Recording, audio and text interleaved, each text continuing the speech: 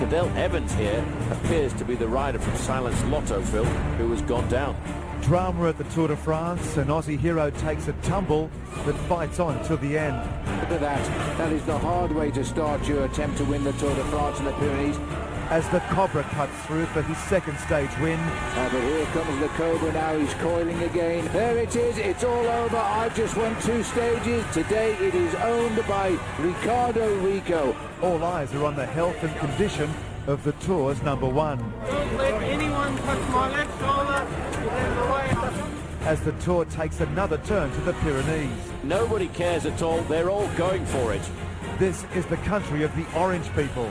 The people of the Basque country.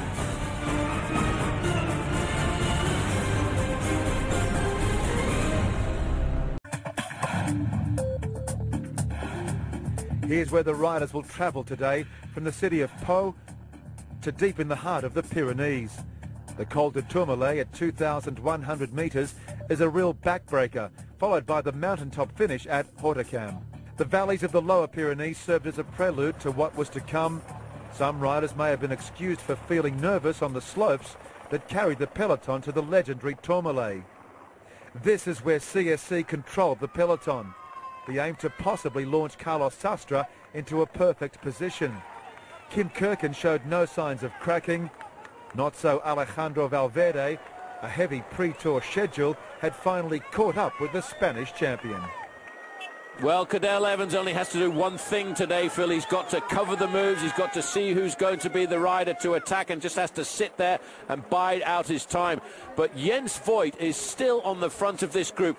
Jens has not been in a breakaway in the Tour this year. He's been very, very attentive. There's Freddy Bichot just over on the left-hand side. He is being caught now by a grimacing, punching Jens Voigt. Well, that man is worth twice his salary. I don't care what you say for a team. He's brilliant. But I saw Cadel Evans. That group is now down to just 20 riders.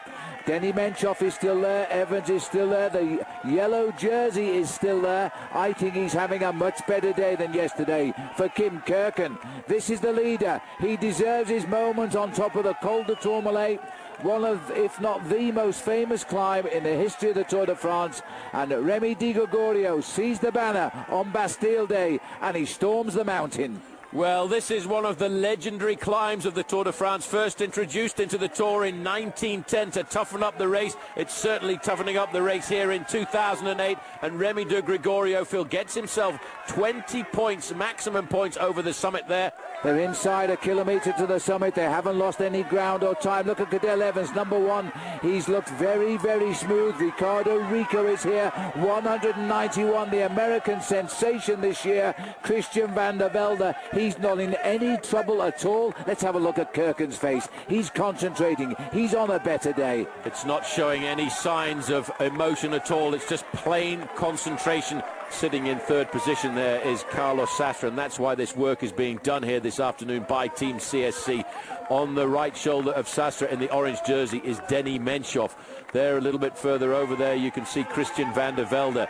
This is further down the climb. Number 31 is the man expected to be the danger man today, and it's Alejandro Valverde. He is in all kinds of difficulties. If he can get over the top of the climb less than a minute behind, then he has always got the chance of reintegrating the group at the front. And here comes the man for the summit again. The Cobra is about to strike again. Well, the Cobra is striking here for points. Let's not forget he was third, Phil, in the King of the Mountains classification at the start of the day. And I'm not sure. It's a bit complicated to try and figure out how many riders are in front. But really, I'm not sure myself anymore. Yeah, this is dramatic. This is a real Tour de France view here as we start to wind our way down the Col de Tourmalet. They're all in pursuit of the lone leader on Bastille Day. This is Remy de Gregorio. You know, as far as I can figure out, he's only really had one victory in his career, and that was a stage of the Tour de l'Avenir way back in 2006. And that was, the Tour de l'Avenir is a mini Tour de France, if you like. It's a race for the future, a race for the hopefuls. And he won a mountain stage in that. King of the Mountains in the Dauphiné the following year. And this year he's now looking to see whether or not he can get his first serious professional victory here at the Tour. And what a victory that would be if he can survive, because it would be on Bastille Day. As we look down on that leading group, there are 6¼ minutes behind the leader on the road. That's Kim Kirken, the yellow jersey. But most of the major contenders are in this group. It's a group of 15 riders. Kirken is the man at the back. Cadel Evans is in this group. He's completely and utterly on his own. He doesn't have any teammates at all to support him. There are a host of riders from Team CSC. In fact, there are 4 riders: Sastre, Schleck, Frank Schleck and Voigt. As the shadow starts to get cast a long way down because of the falling sun in the latter part of the afternoon here in France, and he is listening to the words of his team manager there. He's making himself eat. He's probably forcing himself to eat with the excitement of being at the front end of the bike race. He wouldn't normally want to, but you know what? If the lights go out on the final climb of the day on the slopes up to Hautacam, his 6 minutes advantage could get wiped out just like that. Still hope here for Remy Di Gregorio, although the way these boys are chasing him down, they're not getting him back very quickly at 5 minutes 1 second. But Valverde looked as though he was going to come back, and so far he has not, because of the extra firepower of Cancellara. Brilliant tactics by Team CSC. I tell you one thing, I think when we get to the slopes of the Hautacam, we're going to see a massive mushroom crowd, and that's going to be Fabian Cancellara and Jens Voigt, because they will pull off after a kilometre or so of that climb, and they'll say to their climber, Carlos Sastre, Carlos, earn your money. Carry on. Well, that group down there, I can hear a lot of shouting going on. The cars are getting in the way again by the race referees, but that bunch now is moving so quickly. And this is the way to see this beautiful valley, Paul, from a helicopter. It's absolutely stunning today. It really is quite magnificent, but not much chance for these men to enjoy it, because they've got to try and set themselves up for what is going to be the first real battle of the favourites in the Tour de France this year. 20 kilometres to go for Remy de Gregorio, Phil. Unfortunately, I don't think that Bastille Day is going to smile on the French.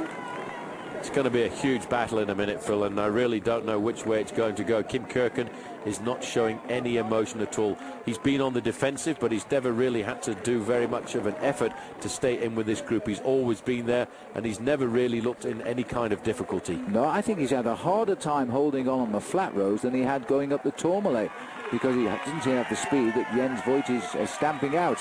But here's the rider swinging right. It's all about to happen now. A huge crowd at the bottom. They've been camping here for 48 hours.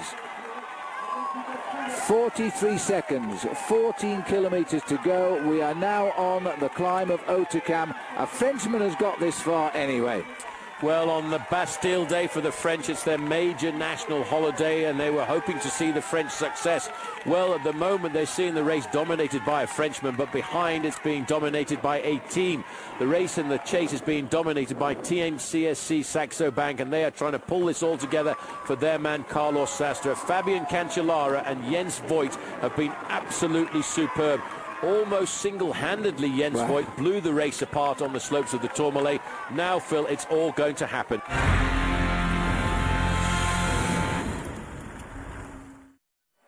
There is the leader below, and here come the stars of the Tour. And Jens Voigt has just pulled over, Phil, after a monumental turn at the front end of the peloton, and it looks like Leonardo Pipoli now has decided to take over as we get to the steep part of the climb. Great ride by Remy de Gregorio, but you can see now that the race is starting to unfold. The big names are moving forward. Well, that's always a sad sight. He doesn't deserve this, but here comes Frank Schleck now as he looks over his shoulder, reminiscent of the days of Lance Armstrong when he looked at Alpe d'Huez on Jan Ullrich. We're all for the top now.